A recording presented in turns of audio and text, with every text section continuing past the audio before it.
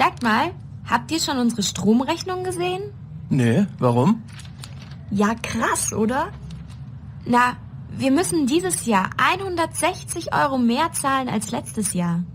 Und das liegt nicht nur an den höheren Preisen. Also, ich mache ja immer das Licht aus, wenn ich aus dem Haus gehe. Und ich lasse auch meinen Laptop nicht den ganzen Tag laufen wie ihr. Wenn ich ihn nicht brauche, schalte ich ihn aus. Das solltet ihr auch machen. Ja, du hast recht. Das sollten wir ab jetzt auch machen. Oder, Miriam? Ja, machen wir. Aber vielleicht gibt es auch noch andere Wege, irgendwie zu sparen. Hast du noch eine Idee, Miriam? Wie wäre es denn damit? Wir hören in der Küche nicht mehr Radio übers Tablet, sondern mit dem alten Radio in der Küche. Das verbraucht viel weniger Strom. Super Idee. Und ich kann mal kontrollieren, ob wir irgendwo Geräte auf Standby haben, die wir nicht oft brauchen. Die können wir auch ganz ausschalten. Und was ist mit unserem uralten Kühlschrank? Sollen wir den austauschen? Das weiß doch jeder, dass moderne Geräte weniger verbrauchen. Es muss ja kein ganz neuer sein. Da können Miriam und ich ja mal im Internet suchen. Ja, das machen wir. Der alte ist eh so laut. Ach, und jetzt fällt mir noch was Gutes ein. Ich lerne jetzt abends einfach in der Bibliothek. Da ist das Licht ja eh an. Und da kann ich mich sowieso besser konzentrieren. Stimmt, das machen wir jetzt alle. Und in den Pausen gehen wir zusammen ins Café. Bist du auch dabei, Claudia? Also, für mich ist das nichts. Da lasse ich mich zu leicht ablenken. Ich bleibe lieber hier, aber ich mache nur meine Schreibtischlampe an und sonst kein Licht. Versprochen. Pass nur auf, wir kontrollieren dich dann. Super, das klingt doch alles sinnvoll. So machen wir das. Und nächstes Jahr haben wir bestimmt eine niedrigere Rechnung. 1a. Ich lese Bücher.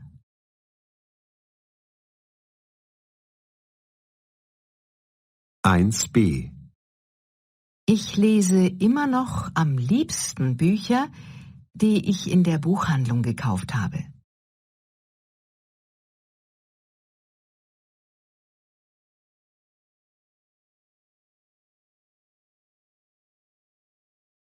2a.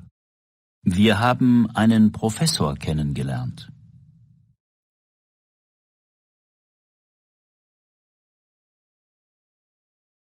2b.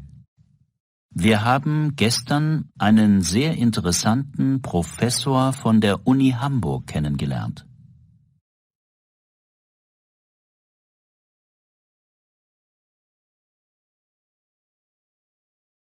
3a. Ich brauche ein Fahrrad.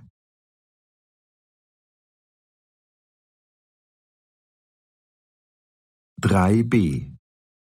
Ich brauche endlich ein Fahrrad, weil ich nicht mehr mit dem Auto zum Einkaufen fahren will.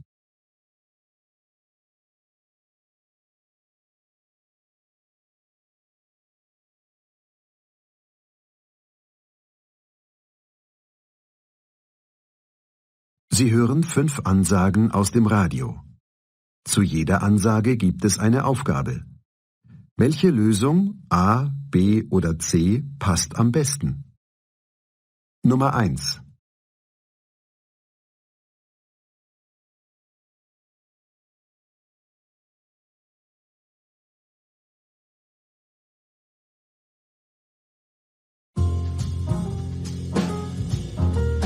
Und bevor die Sendezeit um ist, möchte ich noch auf eine ganz besondere Aktion hinweisen. Am Samstag um 10 Uhr findet, wie jedes Jahr, wieder die große Aktion Wir räumen auf statt. Also, kommt bitte möglichst alle zum Rathaus. Von da geht es los in den großen Park und dann wird Müll gesammelt. Am besten lasst ihr das Auto gleich zu Hause stehen und kommt mit dem Rad oder der U-Bahn.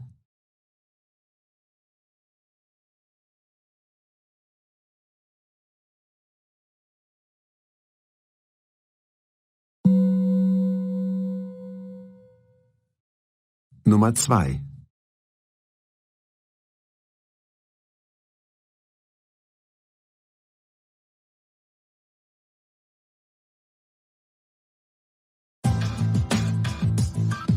Willkommen zu einer neuen Runde unseres beliebten Gewinnspiels Kauf Bio und Fair.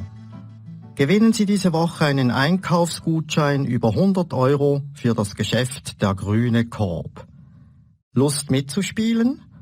Rufen Sie uns an und beantworten Sie die Umweltfrage der Woche. Und schon kommt der Gutschein per Mail. Und gleich nochmal für alle unsere Nummer.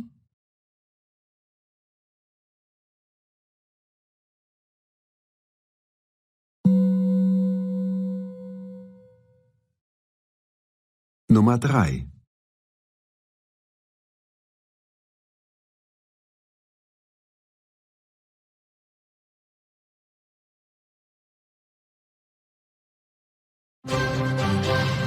Achtung! Hier noch eine wichtige Durchsage der Polizei. In Dorfen brennt ein Bauernhof. Die Feuerwehr und viele Helfer sind vor Ort. Wir bitten die Bewohner von Dorfen, ihre Fenster und Türen nicht zu öffnen. Alle Autofahrer bitten wir, Dorfen weiträumig zu umfahren. Bitte achten Sie auch darauf, dass die Straßen in Dorfen für die Feuerwehr frei bleiben.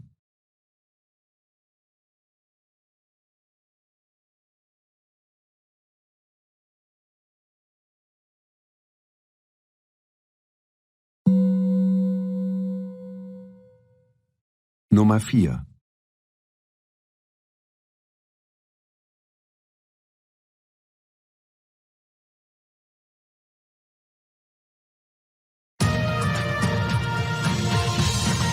Die Wettervorhersage für das Wochenende ist leider nicht so gut. Aber wir haben trotzdem tolle Vorschläge für Ihr Wochenende. Wie wäre es mit einem Besuch auf der Start-up-Messe? Hier stellen sich junge Unternehmer mit neuen Ideen vor. Oder Sie verbringen einen interessanten Tag im Verkehrsmuseum mit einer Ausstellung über umweltfreundliche Verkehrsmittel. Oder Sie und Ihre Kinder toben sich im großen Indoor-Bereich im Freizeitpark Blindham aus.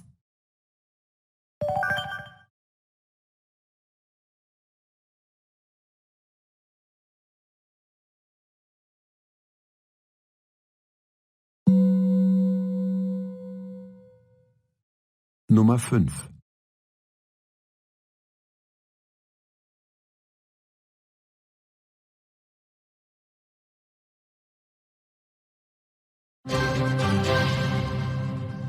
Und hier noch die aktuellen Verkehrsmeldungen. Achtung auf der A95 zwischen Wolfratshausen und Seeshaupt. Behinderungen durch einen Unfall. Stau auf der A94 zwischen Kreuz München Ost und dem Messegelände. Und noch ein Hinweis für die Besucher der Umweltmesse: Die Parkplätze am Messegelände sind voll. Bitte nutzen Sie die öffentlichen Verkehrsmittel.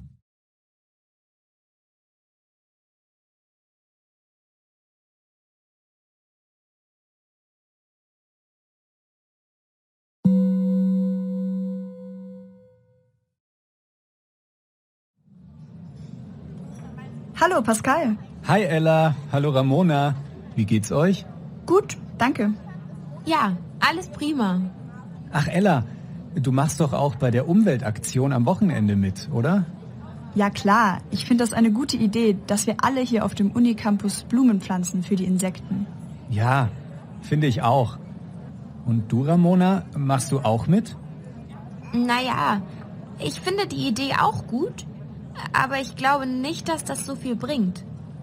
Ich meine, wir haben hier sowieso nicht so viele Grünflächen. Ja, das stimmt. Aber dann ist es doch noch viel wichtiger, dass es auf den wenigen Grünflächen auch Blumen gibt. Ja, das sehe ich auch so. Das ist doch wichtig. Natürlich ist das wichtig. Aber die Grünflächen, die wir haben, sind doch eh recht wild. Da wachsen doch sowieso viele Blumen und der Hausmeister lässt das alles, wie es ist. Ich bin der Meinung, dass das für die Insekten ausreichend ist. Da hast du völlig recht, dass das schon mal ganz gut ist. Aber es ist doch noch besser, wenn wir die richtigen Blumen pflanzen. Was meinst du mit richtigen Blumen? Ist doch klar, nicht alle Blumen sind auch für Insekten nützlich. Da muss man schon sehen, dass es die richtigen Blumen sind. Das ist doch die Idee bei der ganzen Aktion. Naja, Also ich weiß nicht. Wollen wir nicht lieber mal den Müll einsammeln? Hier liegt doch überall so viel rum. Ja, das ist auch eine gute Idee. Das können wir ja dann als nächstes machen. Ja klar, das ist immer gut. Aber diese Aktion kannst du ja dann organisieren, oder Ramona? Das mache ich gerne. Aber bei der Aktion am Wochenende bin ich nicht dabei. Ich wollte sowieso zu meinen Eltern fahren und bin nicht da. Person 1. Also meiner Meinung nach gehören Autos nicht in die Innenstadt. Zumindest nicht in einer großen Stadt. Es gibt so viele Möglichkeiten, sich in der Stadt zu bewegen. Da ist das Auto nur die umweltfeindlichste. Person 2. Ich fahre sehr gern Auto. Und manchmal auch mit dem Auto in die Stadt. Natürlich könnte ich auch mit dem Bus fahren, aber das dauert länger und ist umständlich. Ich bin davon überzeugt, dass es nichts bringt, mit dem Auto zur Haltestelle zu fahren und dann noch ein paar Kilometer mit dem Bus. Da kann ich doch gleich die ganze Strecke fahren. Person 3. Viele sagen ja, dass so ein Autoverbot nicht viel bringt. Ich sehe das ganz anders. Ich wohne in der Stadt und habe zwar ein Auto, aber nur für weitere Fahrten. Alle Wege in der Stadt mache ich zu Fuß oder mit dem Fahrrad. Das klappt wunderbar. Person 4. Ich stehe auf dem Standpunkt, dass jeder das selbst entscheiden muss. Man kann doch den Menschen nicht alles vorschreiben, ganz im Gegenteil. Man sollte über alles ausreichend informieren. Aber was man dann macht, das muss jeder selbst wissen.